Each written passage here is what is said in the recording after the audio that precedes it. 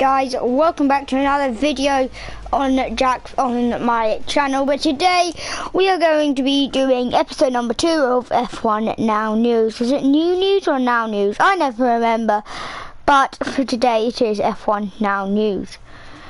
So what we're going to do is we are going to from this episode onwards, we are going to split it up into 2 sections. So one is F1 news and one is literally anything other than motorsport news. But the first one, we're going to start off with other motorsport news. So the first one is ABB Formula E. We're just going to talk about the latest. I genuinely cannot talk. We're just going to be talking about some news in Formula E. So the first one is that recently ABB, Formula E and the FIA have announced for the 2021 to 2020 to 2021 season, which is next season, they'll be bringing in the new Gen 2 ELO cars. Now these are the cars that they use now, plus changes to the bodywork which will make it even more fuel efficient and make it even more healthy for our environment. However, something that is not healthy on this world at the moment is the coronavirus. The coronavirus has caused Formula E's Sanya E Prix, which will take place in May, to be cancelled due to the coronavirus. Sanya is located in the Wuhan area, where someone ate a bat, and that's where the coronavirus started. So hopefully for next year, Sanya E Prix can happen once again, and the coronavirus will be cured. Other news in other motorsports is off to America in IndyCar. However, the focus on it is actually British. It is the McLaren 2020 IndyCar. So you may have heard recently, for the first time since 1979, the British manufacturer of McLaren will enter the American IndyCar series once again, but as a full team. Now with Lucas Oil and Vucer as sponsors and their famous papaya and navy blue livery, it is set to be one of the fastest cars in IndyCar. At the moment, their drivers are American-Mexican driver Patricia O'Ward and Brett Oliver Askew.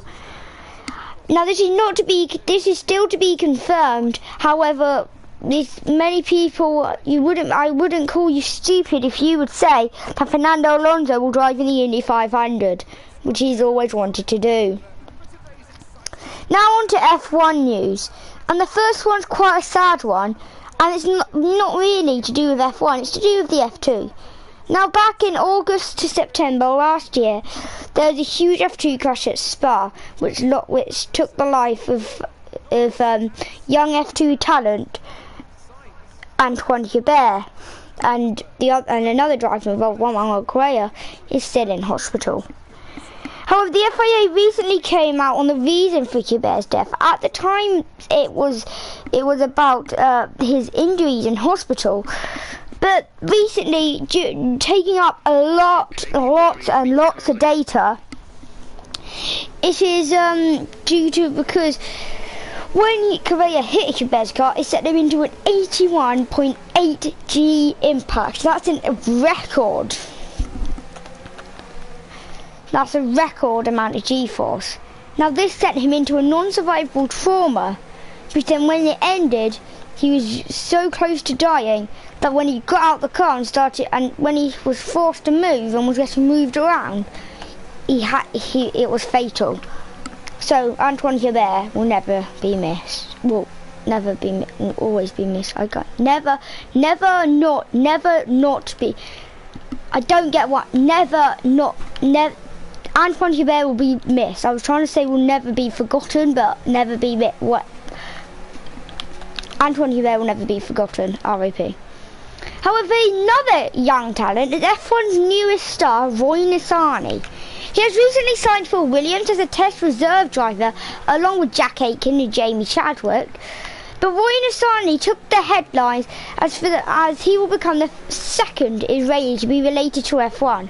His other one is his father Chanuk back in 2005 when he competed on an F1 race weekend. However, an Israeli has has never been a full-time driver in the sport. So can Roy take that to the next level and become Israel's first driver and the first driver from the city of Tel Aviv?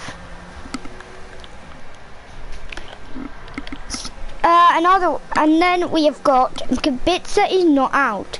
Now back last year in 2019, Robert Kubica returned to F1 after a horrifying rally accident in 2011.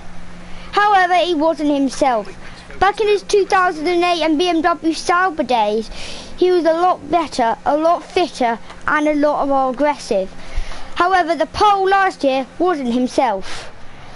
Now for this year, this is like what Dani Pedrosa did in MotoGP. He will go to Alfa Romeo as a test reserve driver.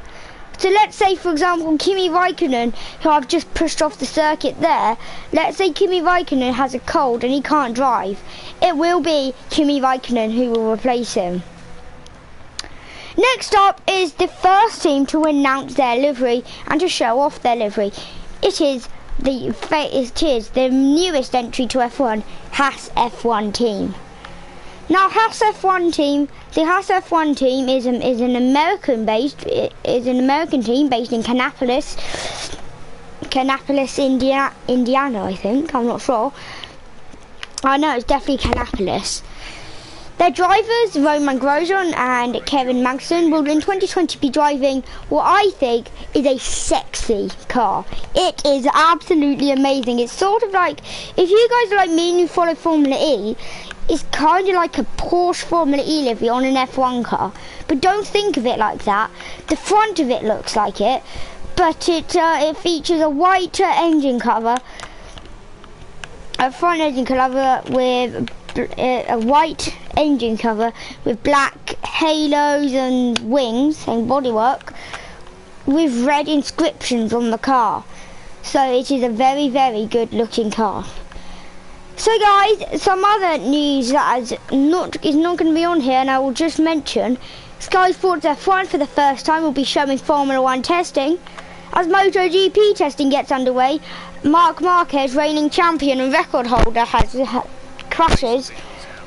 Dani Pedrosa, who will return to MotoGP as a test reserve rider for KTM, gets 900th off the fastest man, Fabio Quartararo, in the Petronas Yamaha.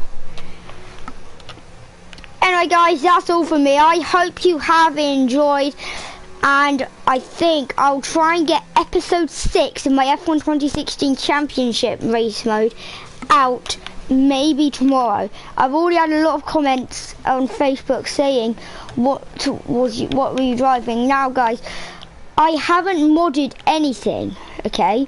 So you guys were saying, oh, the mods, whatever you use, are getting too, I don't know, they're getting too to you and you're crashing too much. I'm not using any mods, and you probably think I'm a bad driver, and I am.